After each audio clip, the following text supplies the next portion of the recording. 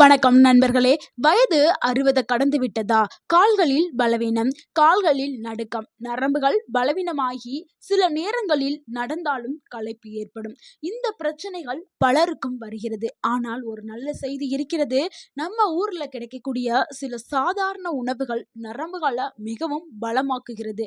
இந்த வீடியோல 60 வயதிலும் நரம்புகளை யானை பலமாக மாற்றக்கூடிய இயற்கை உணவுகளை பத்தி தான் நம்ம பார்க்க போறோம். இந்த வீடியோவை முழுமையா பார்த்தா உடலுக்கு என்ன சாப்பிட வேண்டும், எப்படி சாப்பிட வேண்டும் என்ற அனைத்து விவரங்களையும் நீங்க தெரிந்து கொள்ளலாம். ஸோ வீடியோவை ஸ்கிப் பண்ணாம ஃபுல்லா பாருங்க. கண்டிப்பாக உங்களுடைய ஆரோக்கியம் கூட செய்யும். நம்ம முதலாவதாக பார்க்கக்கூடிய அந்த பழம் என்னன்னா அத்திப்பழம் தாங்க. இது நரம்புகளுடைய சூப்பர் டானிக் அப்படின்னு சொல்லலாம். அத்திப்பழம் மிகவும் பழமையான சித்த மருத்துவத்துல பேர் போன ஒரு பழம்னா அது வந்து அத்திப்பழம் தான். இந்த அத்திப்பழம் நரம்புகளுக்கு மிகவும் முக்கியமான உணவா கருதப்படுது. ஏன்னா இதுல நிறைய ஊட்டச்சத்துக்கள் இருக்குது. Calcium, potassium, magnesium, iron, fibre, இந்த சத்துக்கள் எல்லாமே இதுல நிறைஞ்சு இருக்குது. ஸோ இதனாலதான் நரம்புகளை பலமாக்குறதுக்கும் ரத்த ஓட்டத்தை அதிகரிக்கிறதுக்கும் இது பயன்படுது. உடல் பலத்தை உயர்த்துறதுக்கும் இந்த அத்திப்பழம் பயன்படுது. 60 வயது மேல் உள்ளவர்களுக்கு அத்திப்பழம் சாப்பிட்டால் கால்கள்ல நல்ல பலவீனம் குறைய ஆரம்பிக்கும். நரம்பு பிடிப்பு இது எல்லாமே குறைய ஆரம்பிக்கும். உடலுக்கு நல்ல ஒரு இன்ஸ்டன்டான சக்தி வந்து அதிகரிக்கும். எப்படி இந்த அத்திப்பழத்தை சாப்பிட வேண்டும் என்றால், இரவுல 2 அத்திப்பழத்துல எடுத்து தண்ணீர்ல ஊற வச்சிருங்க. அதாவது நம்ம நார்மலா ஃப்ரெஷ்ஷா இருக்கும்ல அந்த அத்திப்பழம் இல்ல, காய்ந்து உலர்த்தி வச்சிருப்பாங்களா உலர் அத்திப்பழம், அந்த 2 அத்திப்பழத்தை எடுத்து தண்ணியில ஊற வச்சுட்டு காலையில அந்த பழத்தை சாப்பிட்ருங்க. அந்த தண்ணீரையும் குடிச்சிருங்க. ஸோ ஊற வச்சு சாப்பிட்றதுனால நல்ல ஒரு செரிமானம் நடக்கும். ஸோ இதை நீங்க தினமும் செஞ்சுட்டு வந்தீங்கன்னா 1 மாதத்துல உடல்ல மிகப்பெரிய மாற்றம் வந்து உங்களுக்கு தெரிய ஆரம்பிக்கும். அப்படி இல்லைன்னா உலர் அத்திப்பழம் வீட்டில் இல்லை, ஆனால் ஃப்ரெஷ்ஷான இந்த பழம் எங்கள் வீட்டில் செடி வளர்க்குறோம், எங்கள்கிட்ட இருக்குது அப்படின்னா நீங்கள் டெய்லியும் கூட தாராளமாக இந்த ஃப்ரெஷ்ஷாக கிடைக்கக்கூடிய அத்திப்பழத்தை நீங்கள் நேரடியாகவே சாப்பிட்டுக்கலாம்.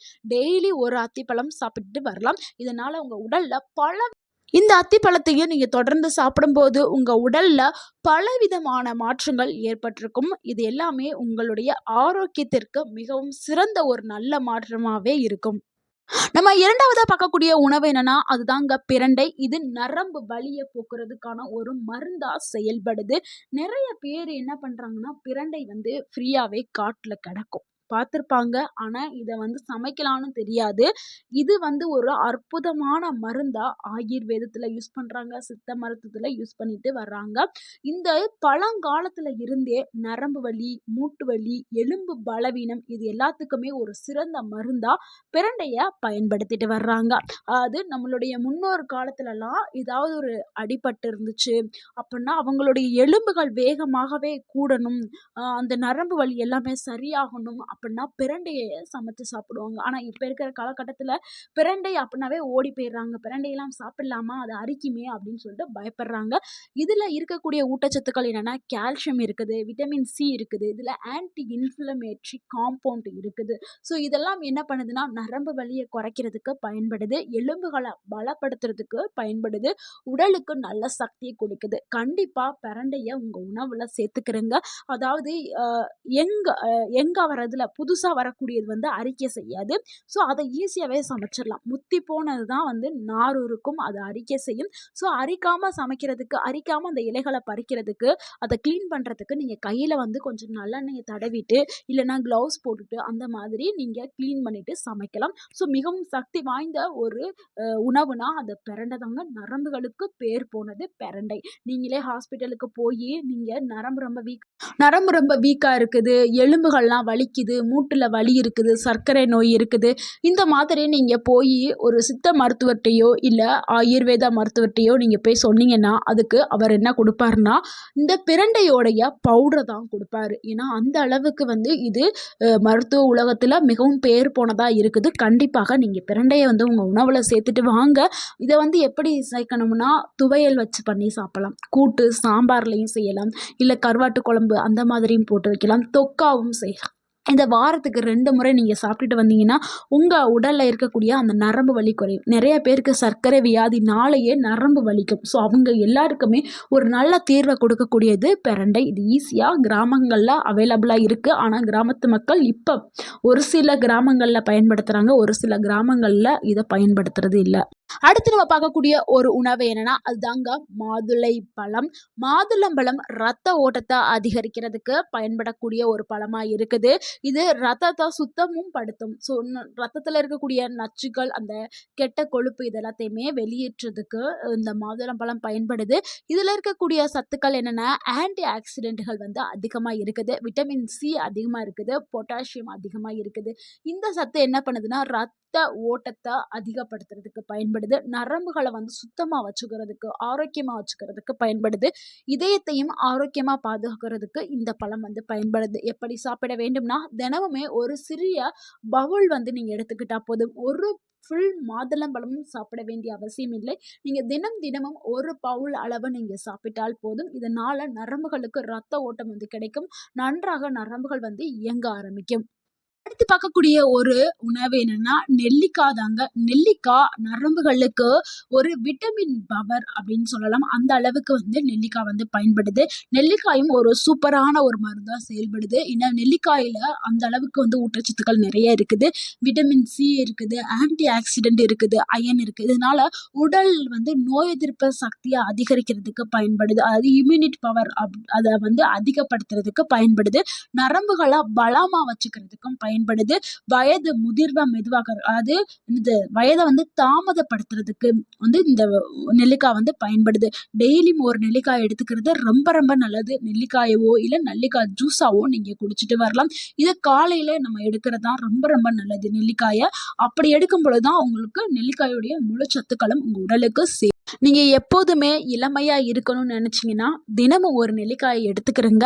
எந்த ஒரு நோயுமே உங்க கிட்டயும் வராது. பிளஸ் நீங்க எப்போதுமே இளமையாவே இருக்கலாம். அடுத்து நம்ம பார்க்கக்கூடிய ஒரு உணவு என்னன்னா, அதுதாங்க வெற்றிலை. இது நரம்பு சக்திய அதிகரிக்கிறதுக்கு பயன்படுது. நம்மளுடைய முன்னோர்கள் ஏன் உணவுக்கு பிறகு வெற்றிலை சாப்பிட்டார்கள்? அதற்கு காரணம் இருக்கிறது.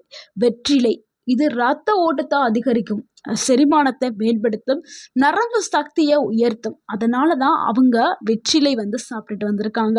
ஆனா எப்படி இதை சாப்பிடணும் அப்பதாங்கிறது ரொம்ப முக்கியம். ஸோ இது ஒரு வெற்றிலையும் சிறிது சுக்கு இல்லைன்னா மிளகு சேர்த்து சாப்பிட்டாதான் இது நரம்புகளுக்கு நல்லது. வெற்றிலை சாப்பிட சொல்லிட்டாங்களே அப்படின்னு நினச்சிட்டு வெத்தலை பாக்கு சுண்ணாம்பு போட்டு சாப்பிடக்கூடாது. அது வந்து நல்லது கிடையாது. வெறும் வெற்றிலை இல்லைன்னா சுக்கு இல்லைன்னா மிளகு இந்த மாதிரி சேர்த்து சாப்பிட்டால் மட்டுமே உங்களுடைய நரம்புகள் நல்ல வலுவாகவும். அடுத்து ஒரு உணவு என்னன்னா, முருங்கைக்கீரை தாங்க. இது உங்களுடைய முழு உடலையுமே பலமா வச்சுக்கிறதுக்கு இந்த கீரை வந்து பயன்படுது. இது ஒரு அற்புதமான இயற்கை கொடுத்த கீரைன்னு சொல்லலாம். முருங்கைக்கீரை வந்து ஒரு சூப்பர் ஃபுட் அப்படின்னு சொல்லலாம். அந்த அளவுக்கு அதுல சத்துக்கள் நிறைந்து இருக்குது. இது எளிதாக கிடைக்கக்கூடிய கீரையா இருந்தாலும் இதுல சத்துக்கள் அதிகமா இருக்குது. இதுல வந்து calcium, iron, protein, vitamin A இது எல்லாமே அதிகமா இருக்குது. இதனால நரம்புகள பலமா வச்சுக்கிறோம், எலும்புகள பலமா வச்சிருக்கும், உடலுக்கு சக்தியை அதிகரிக்க செய்யும், கண் பார்வையை மேம்படுத்துறதுக்கும் இந்த முருங்கைக்கீரை வந்து பயன்படுது.